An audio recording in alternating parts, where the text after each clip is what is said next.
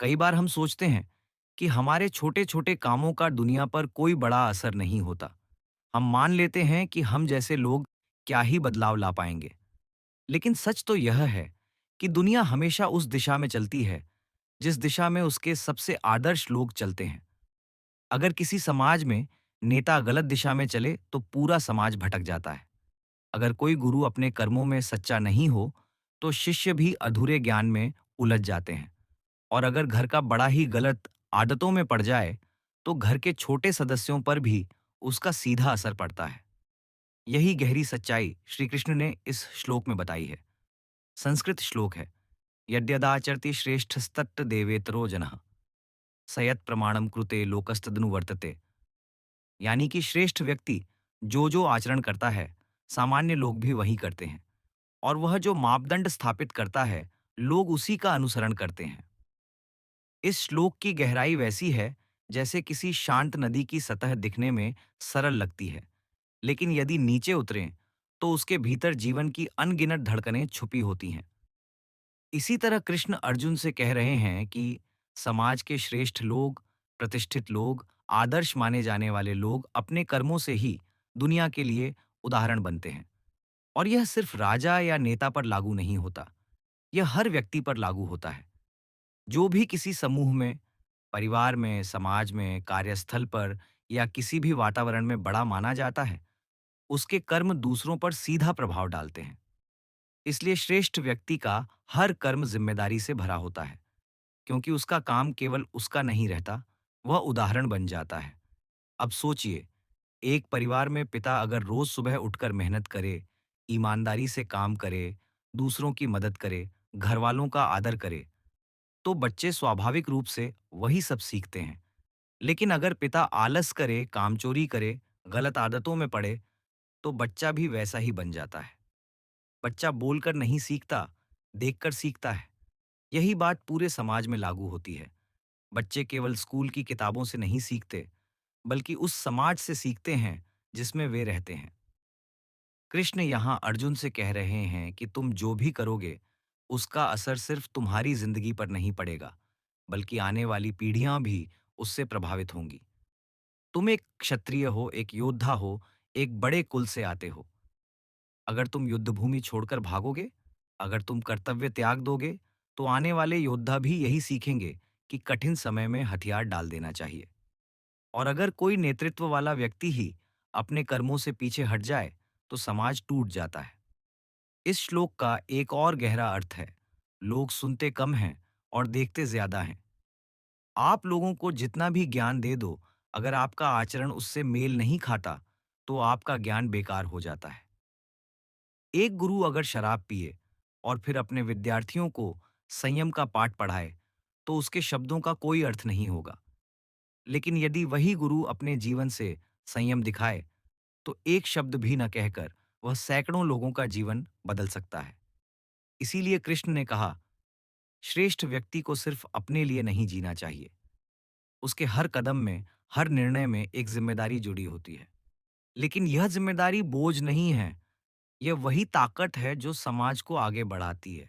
अब कल्पना कीजिए, भारत में स्वतंत्रता संग्राम के समय महात्मा गांधी अगर किसी दिन कह देते कि भाई, यह आजादी का काम बहुत कठिन है, मैं घर जा रहा हूं, तो क्या लोग उनके पीछे चलते? बिल्कुल नहीं। लोग इसलिए उनके पीछे चले क्योंकि गांधी ने अपने जीवन से अहिंसा का प्रमाण दिया। उन्होंने खुद कष्ट सहकर दुनिया को बताया कि सत्य और अहिंसा में ताकत है। यही है श्रेष्ठ व्यक्ति का प्रभाव। वह बिना किसी आदेश के भी लाखों लोगों का मार्ग बदल सकता है। कृष्ण अर्जुन से कह रहे हैं कि तुम भी वही प्रभाव रखते हो। लोग तुम्हें देखते हैं, तुमसे सीखते हैं, इसलिए तुम्हारा हर निर्णय समाज के लिए मार्गदर्शक बन जाता है। और यही कारण है कि भगवत गीता केवल एक युद्ध भूमि का संवाद नहीं, बल्कि जीवन के हर क्षेत्र का मार्गदर्शन है। आज के समय में इस श्लोक का अर्थ और भी महत्वपूर्ण हो जाता है। आधुनिक जीवन में हर व्यक्ति किसी न किसी जगह आदर्श माना जाता है। एक यूट्यूबर लाखों लोगों को प्रभावित कर सकता है। एक ऑफिस का मैनेजर अपने कर्मचारियों के सोचने के तरीके बदल सकता है। एक बड़ा भाई अपने छोटे भाई को जीवन का रास्ता दिखा सकता है और एक माँ अपने बच्चों का पूरा चरित्र गढ़ सकती है। इसलिए इस श्लोक का संदेश है, यदि आप किसी को प्रभावित कर सकते हैं, तो अपने कर्म ऐसे रखें कि लोग आपसे सही सीख लें। अगर आप जीवन में कुछ बड़ा बनना चाहते हैं, तो उससे भी पहले आपको अपने कर्मों में बड़ा बनना होगा। आपकी जिंदगी किसी की किताब बन सकती है। कोई बच्चा आपको देख रहा है, कोई सहकर्मी आपको देख रहा है, कोई पड़ोसी आपसे प्रेरणा ले रहा है। आप किसी को पता भी न चले, लेकिन फिर भी आपका जीवन किसी की राह बना रहा है। इसलिए किसी भी क्षण अपने कर्मों का महत्व कम करके मत आंकिए। छोटे-छोटे अच्छे कर्म भी बड़े बदलाव ला सकते हैं। इस श्लोक की एक और गहरी परत है। श्रेष्ठ व्यक्ति केवल दूसरों के लिए उदाहरण नहीं बनता, बल्कि अपने कर्मों से समाज की दिशा तय करता है। जैसे एक स्कूल का प्रिंसिपल स्कूल की संस्कृति तय करता है, एक कंपनी का सीईओ कंपनी की कार्यशैली तय करता है, वैसे ही समाज के श्रेष्ठ लोग समाज की संस्कृति तय करते हैं। अगर बड़े लोग ईमानदार हों, तो समाज ईमानदार होता है। अगर बड़े लोग लालची हों, तो समाज भी लालची हो जाता है। यह दुनिया उसी दिशा में चलती है, जिस दिशा में उसके आदर्श चल रहे हों। कृष्ण यह भी बताना चाहते हैं कि श्रेष्ठ व्यक्ति से उम्मीद होती है कि वह पीछे हटने वाली बात नहीं करेगा। वह कठिनाइयों में भी आगे बढ़ेगा, क्योंकि उसका हर कदम दूसरों के लिए मार्ग बनाता है। यही कारण है कि अर्जुन का पीछे हटना केवल उसकी व्यक्तिगत कमजोरी नहीं था, वह पूरे समाज को भटका सकता था। अगर अर्जुन जैसा महान योद्धा दुख देखकर युद्ध छोड़ दे, तो आने वाले योद्धा भी कठिनाइयों से डरेंगे। इसलिए कृष्ण बोले, तुम्हारा कर्तव्य केवल तुम तक सीमित नहीं है।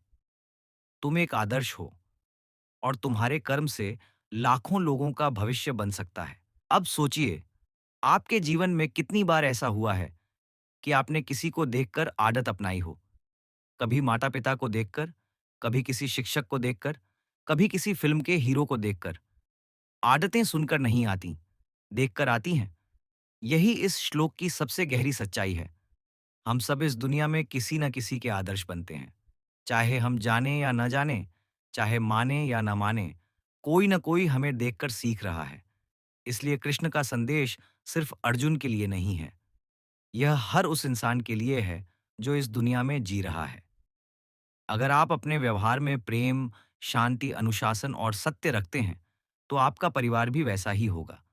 अगर आप क्रोध, गुस्सा, लालच और चिंता से भरे हैं, तो यह भाव भी आपके आसपास फैलेंगे। आपकी ऊर्जा आपके पूरे वातावरण को प्रभावित करती है। इसलिए श्रेष्ठ बनने से पहले श्रेष्ठ कर्म करने जरूरी हैं। इस श्लोक की सुंदरता यही है।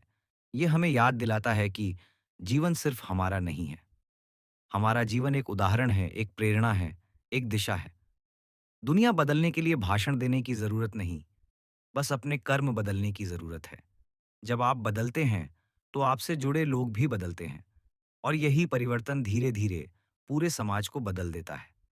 कृष्ण हमें बताना चाहते हैं कि श्रेष्ठ व्यक्ति के कर्म ही समाज के लिए प्रमाण बन जाते हैं। प्रमाण यानी कि वह मानक, वह मापदंड जिससे लोग सही और गलत का फैसला करते हैं। अगर एक नेता भ्रष्ट हो जाए, तो उसके कार्य भ्रष्टाचार का प्रमाण बन जाते हैं। अगर एक नेता ईमानदार हो, तो उसकी सच्चाई समाज का मापदंड बन जाती है। इसलिए श्रेष्ठ व्यक्ति को हमेशा सोच समझकर कर्म करना चाहिए, क्योंकि उसका हर कदम एक मिसाल बन जाता है।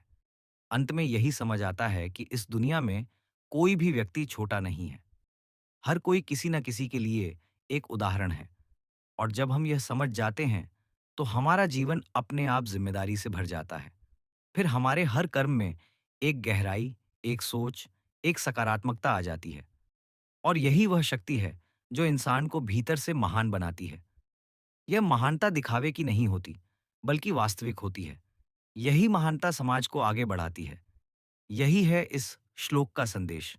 अपने जीवन को इतना सुंदर, इतना सच्चा और इतना प्रेरणादायी बना दो कि लोग आपको देखकर सही दिशा में चलें।